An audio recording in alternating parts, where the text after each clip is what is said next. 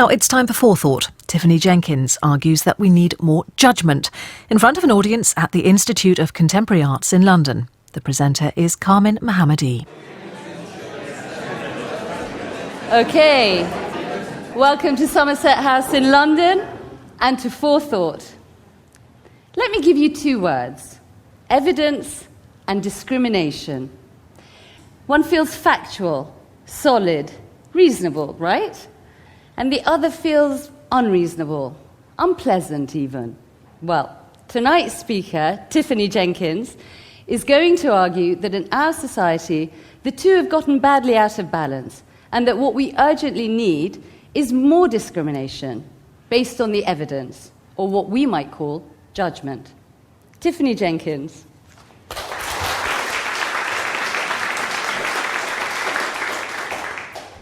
I was about 8 years old when I first submitted an artwork to a competition. It was to a TV programme called Take Heart. You may have seen it too. It was really popular for some time. It created this beautiful little plasticine figure called Morph. But what I was really interested in was a regular feature of the programme called The Gallery.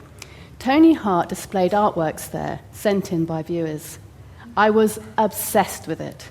I was in no doubt that one day I too would be selected to be in the gallery. It was just a question of when.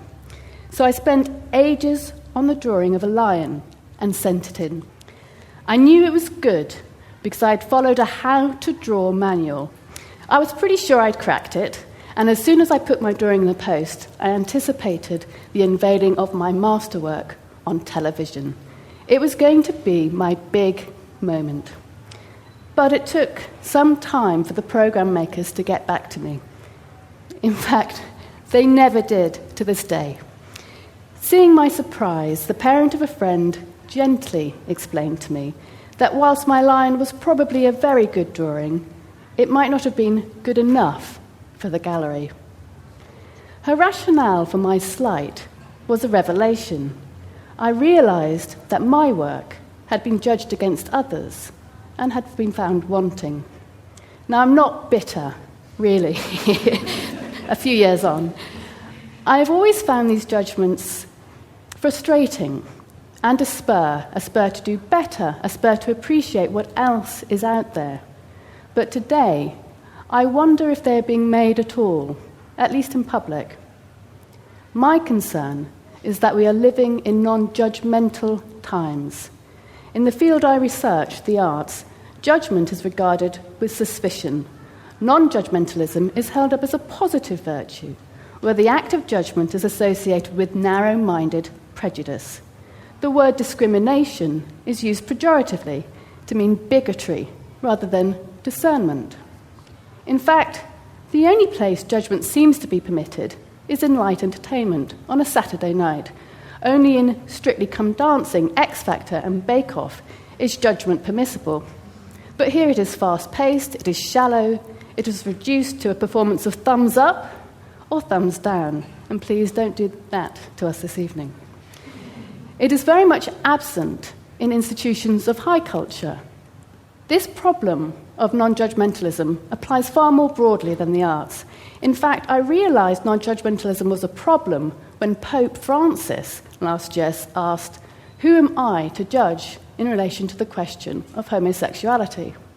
Now, whatever you think about being gay or the Catholic Church, you know that when the Pope asks the question, "Who am I to judge?" then something is most definitely up. And consider the political environment. How often do you hear the phrase, "the evidence shows," instead of "my judgment is"? Today, policymakers or anyone trying to persuade us of a course of action often immediately turn to the evidence to support their agenda.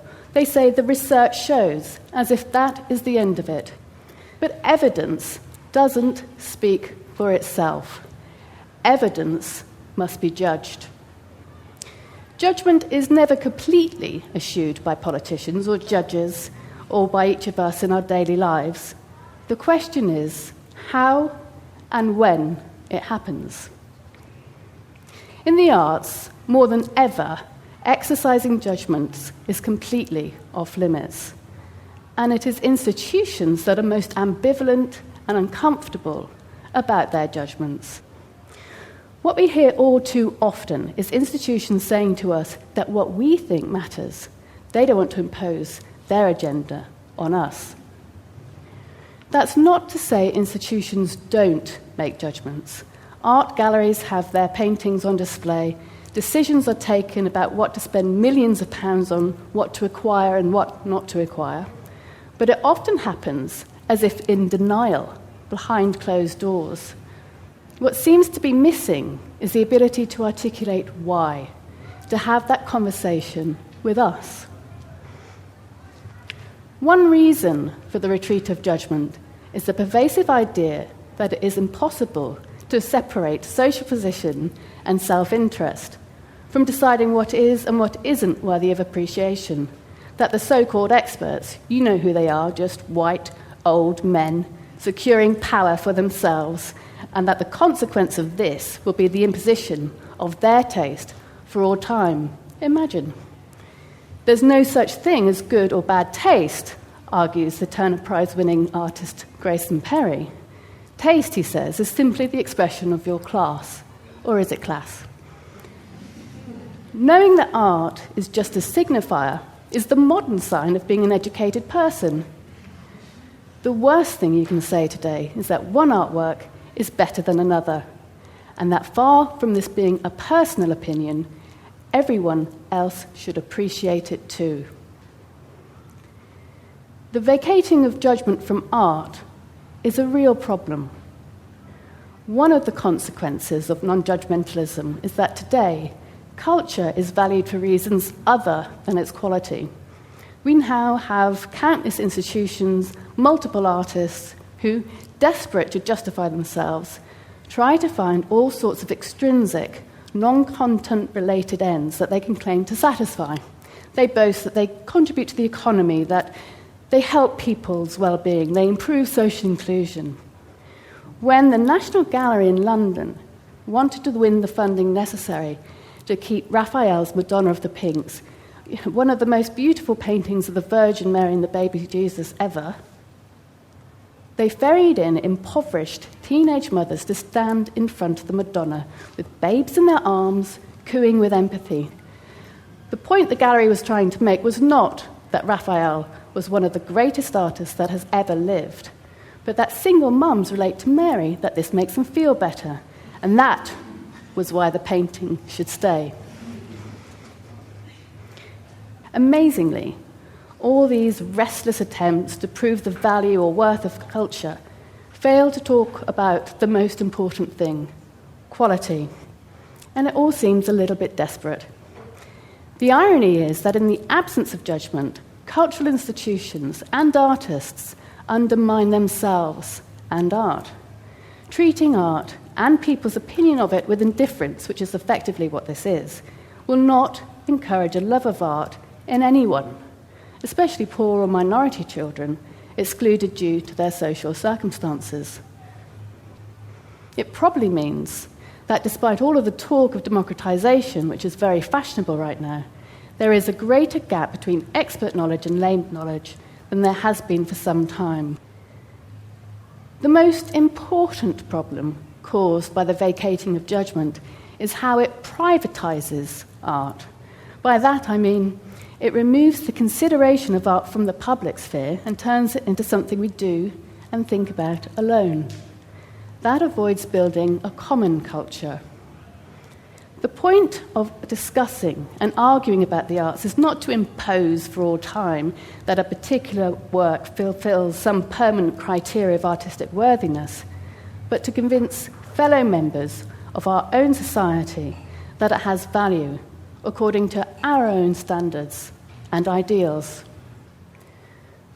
So cultural judgment is not scientific, but it's not altogether arbitrary and personal either. The two key points about judgment are that firstly, you have to have some knowledge of what you're talking about, and secondly, that judgment has to be exercised with others. It is essential to test one's own view against other people's. Our views must be argued for, debated, defended. Whether a work is good is something that is assessed, not just in terms of the discipline, even though that's absolutely vital, but also within society itself, in the public realm. Judgment is often presented and dismissed as the word of just one individual. But through exercising judgment and discrimination, we engage with others. This is what helps to build up a common culture of what is considered valuable and what should be disregarded. Not questioning others' opinions closes the door to the elaboration of a mutually agreed public consensus. So the power of judgment rests on a potential agreement with others. Of course, the power of judgment also rests on the possibility of disagreement, but that is something that people are far too fearful of today. There has to be the possibility of disagreement for judgment to be worthwhile. And through this kind of engagement, through contestation, we can establish the value of an artwork. This takes it beyond the subjective opinion of just one person to an agreed value. So why am I going on about this? Why does it matter so much? Not just for me, but for you. The art from the past that we take immense pleasure in today was valued and preserved by people who made judgments that it was good. Those judgments based on knowledge about and engagement with art are why we hold certain works dear to us today. Many of the artists now accepted as important, say Van Gogh, were not immediately thought to be so. Critical conflicts over their worth established their value. So it matters because without a culture of judgment, without critical engagement, we are less likely to recognize and shape new and important artwork today. Something quite wonderful might come and go, but never be brought to anyone's attention because we're too scared to judge it, to discuss it and offer it up as worthy of your attention. The thing is, the reluctance to judge reveals a lack of genuine interest in art, but also an absence of confidence in other people and in ourselves, and that goes more broadly. The vacating of judgment in social and political life reflects a distrust in our ability to make judgments about our future. Just imagine if politicians said on the issue of the day, drugs, abortion, foreign intervention, what they thought, if they made a judgment call, if they had that debate with us, rather than presenting us with the so-called evidence, which, let's face it, is evidence they've selected, they might win us to their point of view. They might build a sort of political culture of people who agree with them. I was disappointed, obviously, when my lion failed to make it to Tony Hart's gallery. But I'm really over it. Through that process, I learned to discriminate and understand what I needed to do to improve my drawing. If everyone had been put in the gallery, there would have been no gallery in the first place. I would have suffered a much greater delusion that anything I created, however good, was of equal worthlessness in a culture of indiscrimination. But that is what is happening to our culture. So let us have the confidence to make judgments about our future.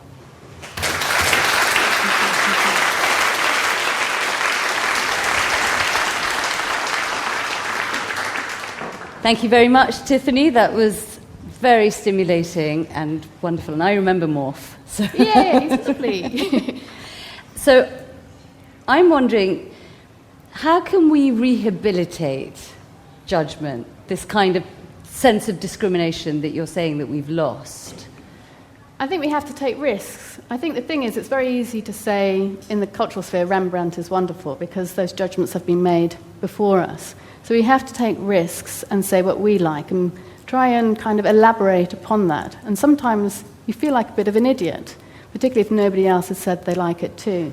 So we have to do that in public and be able to say what we think and why we think it to be the case. Thank you. Does anyone else have any questions for Tiffany? Thank you for your talk. I wonder if we sometimes exercise our judgment in non-verbal ways. As art goers, exhibition goers, I wonder if we exercise our judgment by deciding to go to one exhibition over another. So we're actually sort of exercising our judgment with our feet rather than perhaps vocalising it. I think that's exactly what's happening.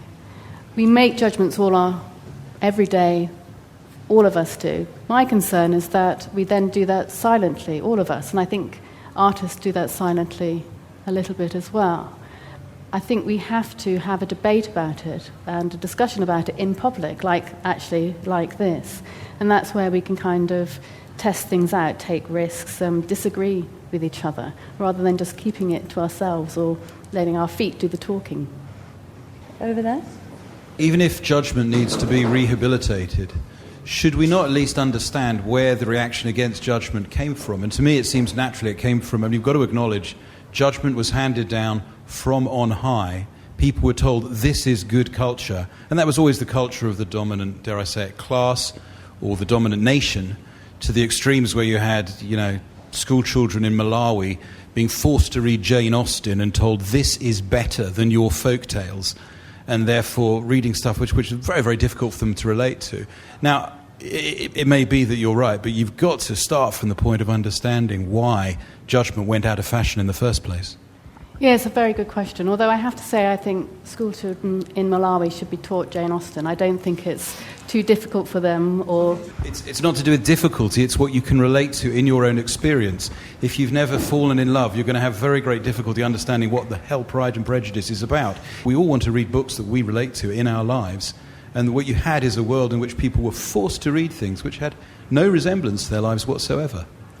I think that's the beauty of literature. I mean, as a girl who hadn't fallen in love, who desperately wanted to fall in love, I read a lot of Jane Austen.